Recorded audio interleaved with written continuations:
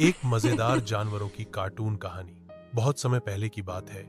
एक हरा भरा खूबसूरत जंगल था नंदनवन। वहां हर तरह के जानवर रहते थे। भालू, खरगोश, बंदर, कछुआ, मोर, तोता और लोमड़ी। ये सब आपस में दोस्त थे और मिलजुल कर रहते थे। पहला भाग। भालूराज की विशेष घोषणा। नंदनवन के राजा थे भालूराज धीरू। वे बहुत ही शांत, समझदार और सभी जानवरों के प्रिय थे। एक दिन उन्होंने जंगल में बड़ी सभा बुलाई और घोषणा की। भालूराज बोले, प्रिय साथियों, इस साल हम जंगल में एक विशेष आयोजन करेंगे, नंदनवन टैलेंट शो। बंदर चिंपू खुशी से बोला, वाह, टैलेंट शो, इसमें तो बड़ा मजा आएगा। खरगोश गुलगुला बोला, मैं तो इसमें जरूर हिस्सा लूंगा, मैं तो बहुत अच्छा डांसर हूं। सल तोता मितवा बोला, मैं अपनी नई कविताएं सुनाऊंगा। भालूराज ने मुस्कुराकर कहा, यह प्रतियोगिता सिर्फ मनोरंजन और दोस्ती के लिए होगी। कोई हार जीत नहीं होगी, सिर्फ हुनर और हिम्मत की सराहना। जंगल में चारों ओर खुशी की लहर दौड़ गई। दूसरा भाग। तैयारियां जोरों पर। अब सभी जानवर अपनी अपनी तैयारियों में लग गए। बंदर चिंपू वह पेड़ों से झूलते हुए स्टंट की प्रैक्टिस कर रहा था।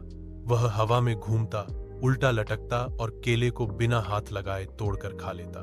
कछुआ गणपत, वह शांत बैठा, अपनी नोटबुक में नई नई पहेलियां लिख रहा था। वह जंगल का सबसे बुद्धिमान जानवर माना जाता था।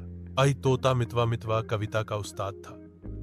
उसकी कविताएं तुकबंदी में होती थी और सबको खूब पसंद आती थी। खरगोश गुलगुला, वह डांस की प्रैक्टिस में लगा था। पंजाबी भांगड़ा, बॉलीवुड मूव्स और जंगल स्टाइल डांस। मोर रुस्तम रुस्तम मिट्टी, पत्तों और रंगों से शानदार चित्र बनाता था। उसकी पेंटिंग्स जंगल के पेड़ों पर भी टंगी रहती थी। सब जानवर बहुत मेहनत कर रहे थे। तीसरा भाग। लोमड़ी नारायणी की चालाकी। लेकिन जंगल में एक चालाक लोमड़ी रहती थी, लोमड़ी नारायणी। वह किसी की खुशियां बर्दाश्त नहीं कर सकती थी।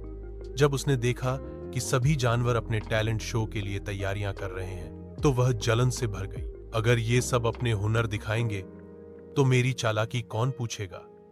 उसने रात को योजना बनाई और सबकी तैयारियां बिगाड़नी शुरू कर दी।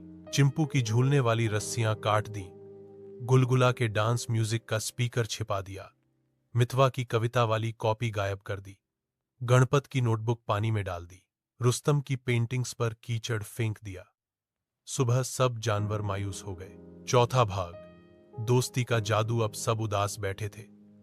चिंपू बोला, अब मैं क्या स्टंट करूंगा। मारा गुलगुला बोला, मेरे पास तो म्यूजिक ही नहीं है। अध मितवा बोला, मेरी कविताएं चली गईं। गणपत बोला, मेरी सारी पहेलियां बर्बाद हो गईं। रुस्तम बोला, मेरी मेहनत मिट्टी में मिल गई। तभी भालूराज धीरू और हाथी लड्डूमल आए और बोले, अगर तुम सब एक दूसरे की मदद करोगे तो हर मुश्किल आसान हो जाएगी। और फिर कमाल हुआ। चिंपू को रुस्तम ने बेल की मजबूत रस्सियां दी, गुलगुला को हाथी लड्डूमल ने नया म्यूजिक सिस्टम लाकर दिया, मितवा ने गुलगुला और चिंपू के साथ मिलकर नई कविताएं बनाई। गणपत को चिंपू ने अपनी कॉमिक्स दी, जिनसे वह नई पहेलियां बनाई। रुस्तम को मितवा ने अपने पंखों से पंखुड़ियां दी, जिससे उसने नई पेंटिंग्स बनाई। अब सब पहले से ज्यादा उत्साहित थे।